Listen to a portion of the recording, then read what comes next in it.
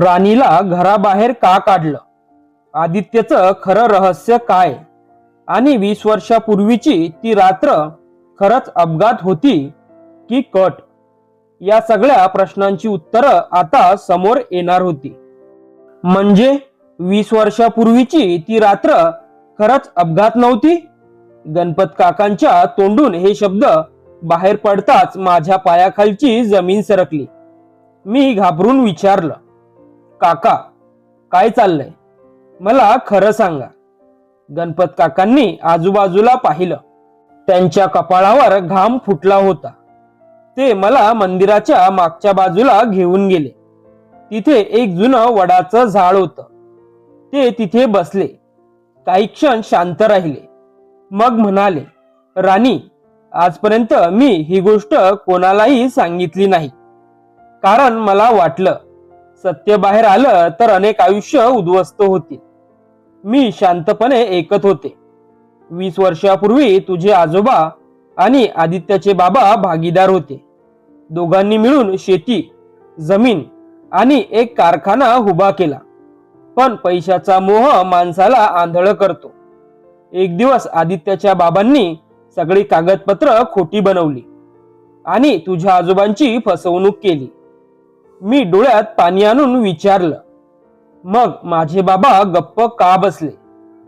काका म्हणाले, कारण त्यावेळी ते फक्त 16 वर्षाचे होते. आई वडील गेले, घर गेलं आणि ते अनाथ झाले. माझ्या डोळ्यातून अश्रू वाहू लागले.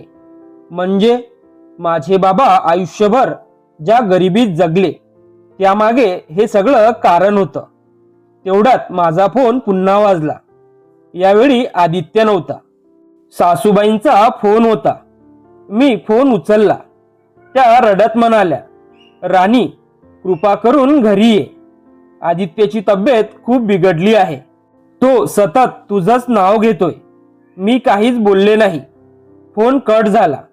गणपत काका म्हणाले, जाऊ नकोस, ते पुन्हा तुला फसवतील. मी गोंधळले. नेमकं कोणावर विश्वास ठेवायचा? त्या क्षणी एक काळी कार मंदिरासमोर येऊन थांबली. त्यातून आदित्य उतरला. त्याचा चेहरा फिक्का पडला होता. तो धावत माझ्या जवळ आला. राणी, मला माफ कर. तो माझ्या पायाशी बसला. मी लगेच त्याला उठवलं. हे काय करतोयस? त्याच्या डोळ्यातून अश्रू वाहत होते. मी तुझ्यावर कधीच प्रेमाचा खोटा दिखावा केला नाही. मी खरंच तुझ्यावर प्रेम करतो. पण मी माझ्या आईसमोर हरलो. मी रागाने विचारलं, मग सत्य काय आहे? आदित्यने कारमधून एक फाईल आणली. ती माझ्या हातात दिली. मी उघडली. आत DNA रिपोर्ट होता. मी गोंधळले. हा कसला रिपोर्ट आहे? आदित्य हळू आवाजात म्हणाला, हा रिपोर्ट माझा आणि बाबांचा आहे. आणि ते माझे जैविक वडीलच नाहीत. माझ्या हातातून फाईल खाली पडली. काय? तो पुढे म्हणाला, आईने हे सत्य आयुष्यभर लपवलं. ज्यांना मी बाबा म्हणत आलो ते माझे जन्मदाता नव्हते. आणि म्हणूनच त्यांनी माझं लग्न तुझ्याशी केलं. कारण त्यांना वाटलं तुझ्या बाबांकडून मालमत्तेचा दावा पुन्हा होऊ नये. माझं डोकंच फिरलं. एका मागोमाग एक धक्के बसत होते. तेवढ्यात गणपत काकांनी फाईलमधून एक सीलबंद लिफाफा काढला. हा शेवटचा पुरावा आहे. हा उघडला की सगळं स्पष्ट होईल. मी थरथरत्या हाताने लिफाफा उघडला. आत एक पत्र होतं. ते पत्र आदित्यच्या वडिलांनी त्यांच्या मृत्यूपूर्वी लिहिलं होतं. पहिली ओळ वाचताच माझ्या डोळ्यात पाणी आलं. राणी, जर हे पत्र तुझ्या हातात आलं असेल तर समज माझ्या पापांचा हिशेब देण्याची वेळ आली आहे. मी पुढे वाचायला सुरुवात केली. मी आयुष्यभर पैशाच्या मोहात जगलो.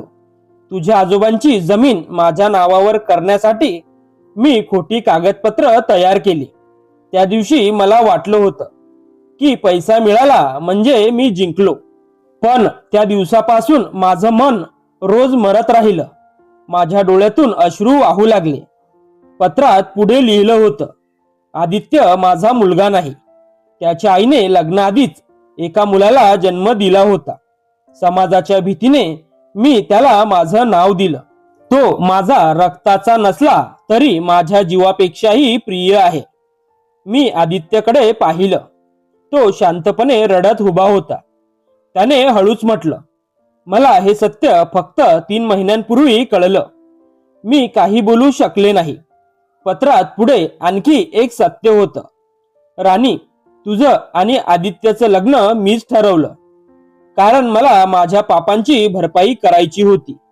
मला वाटलं माझ्या संपत्तीचा खरा हक्क तुझ्या कुटुंबालाच मिळायला हवा. माझ्या हातातून पत्र खाली पडलं. मी सासूबाईकडे पाहिलं.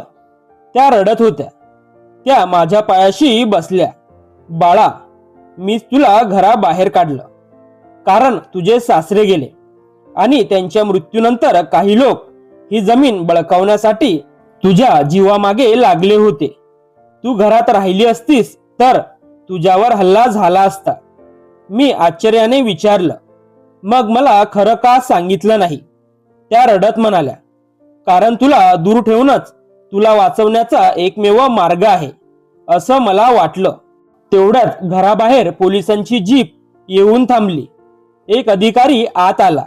20 वर्षापूर्वीच्या फसवणूक आणि बनावट कागदपत्रांच्या प्रकरणाचा निकाल लागला आहे. सगळे शांत झाले. अधिकाऱ्याने माझ्या हातात कोर्टाचा आदेश दिला. त्यात स्पष्ट लिहिलं होतं, तुझ्या बाबांच्या कुटुंबाला त्यांच्या जमिनीचा आणि मालमत्तेचा कायदेशीर हक्क परत देण्यात येत आहे. माझ्या बाबांच्या डोळ्यात आनंद अश्रू आले. ते म्हणाले, बाळा, आज न्याय जिंकला. मी आदित्यकडे पाहिलं. तो खाली मान घालून उभा होता. तो म्हणाला, राणी, जर तुला वाटत असेल तर आजपासून मी कायमचा तुझ्या आयुष्यातून निघून जाईन. मी काही क्षण शांत राहिले. मग त्याच्या जवळ गेले.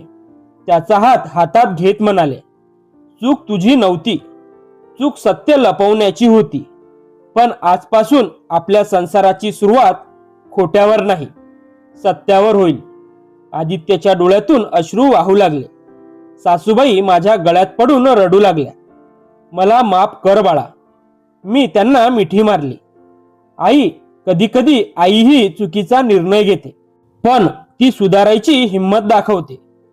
तेच तिचं खरं मोठेपण असतं. 6 महिन्यानंतर आम्ही गावात एक मोफत कायदेशीर मदत केंद्र सुरू केलं. ज्यांची फसवणूक झाली होती, ज्यांच्यावर अन्याय झाला होता, त्यांना मोफत मदत मिळू लागली. माझे बाबा पुन्हा स्वतःच्या जमिनीवर उभे राहिले. आदित्यने स्वतःच्या मेहनतीवर नवीन व्यवसाय सुरू केला.